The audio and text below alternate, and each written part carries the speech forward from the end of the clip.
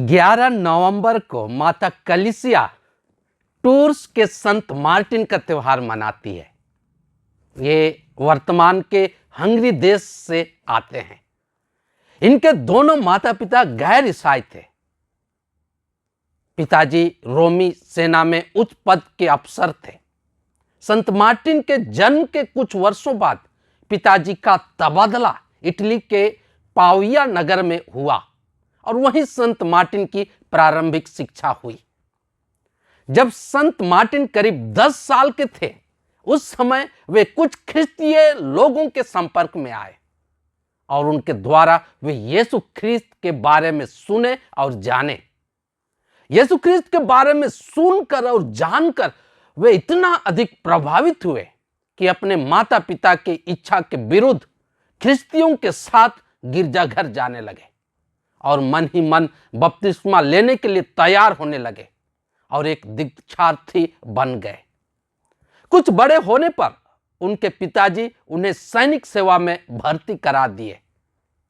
पिताजी के प्रभाव के कारण बहुत जल्दी एक सेना समूह के कप्तान बना दिए गए।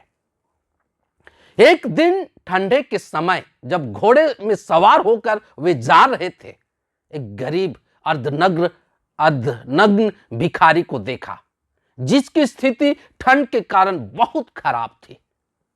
उसे मदद करनी चाहिए, पर संत मार्टिन के पास कुछ नहीं था। अतः अपने सैनिक चोगा को उतारा और तलवार से उसके 2 टुकड़े किए और एक भाग को उस गरीब भिखारी को दे दिया। उस रात को सोते समय सपने में यीशु स्वर्गदूत से बातें करते हुए उन्हें दिखाई दिए।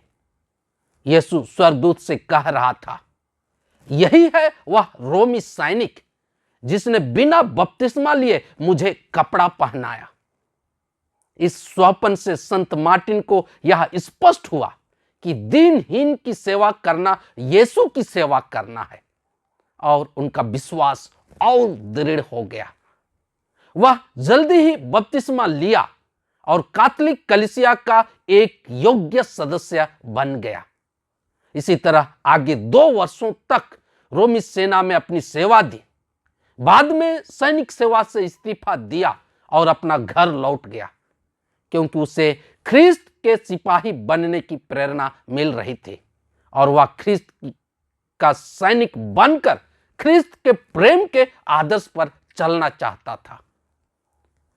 पर सैनिक अधिकारियों ने उन्हें कायरता का दोषारोपण करके उन्हें कैद खाने में डाल दिए। बाद में घर वापस हुए और अपनी मां का दिल जीतने में सफल हुए और उनकी मां भी ख्रिस्तीय बन गई। उनके पिता बहुत कठोर व्यक्तित्व वाले व्यक्ति थे, अतः वह गैर ख्रिस्तीय ही रहे। पर कुछ विधर्मियों ने संत मार्टिन को घर से भगा दिया।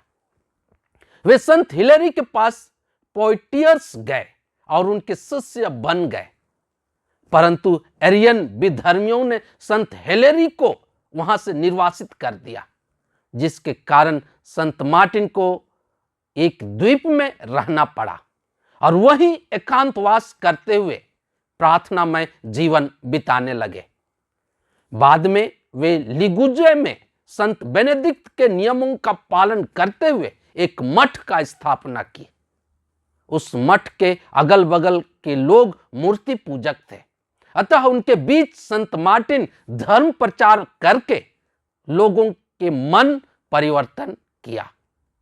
बाद में संत मार्टिन को टूर्स नगर बुलाया गया और वहां के लोगों द्वारा वे वहां के धर्माध्यक्ष बनाए गए। वे इस पद को स्वीकार नहीं करना चाहते थे, पर लोगों ने उसे इस पद को स्वीकार करने के लिए उसे मजबूर कर दिया। धर्माध्यक्ष बनते ही अपने सरल स्वभाव और अपना प्रार्थनामय और तपस्यापूर्ण जीवन से बहुतों को प्रभावित किया और वहां के मूर्ति पूजक भी ख्रिस्तीय धर्म को स्वीकार किए। अपने सुंदर प्रवचन के कारण वे लोगों के लोकप्रिय बन गए और लोग उन्हें टूर्स के प्रेरित मानने लगे। संत मार्टिन का धर्माध्यक्षीय शासन न्याय और शांति पर आधारित होता था। दुष्ट लोग बहुत बाधाएं उत्पन्न किए, फिर भी संत मार्टिन की धार्मिकता के आगे वे सब विफल हो गए। अपने जीवन के अंतिम दिनों में वे पुनः एकांत में निवास करने गए और वहीं 80 साल की उम्र में उनका देहांत हो गया। पश्चिमी कलीसिया में संत मार्टिन ही ऐसे एकमात्र संत हुए जो उस समय शहीद नहीं हुए। इनके नाम से कई गिरजाघर बनाए गए और अनेक शहरों का नाम भी रखा गया।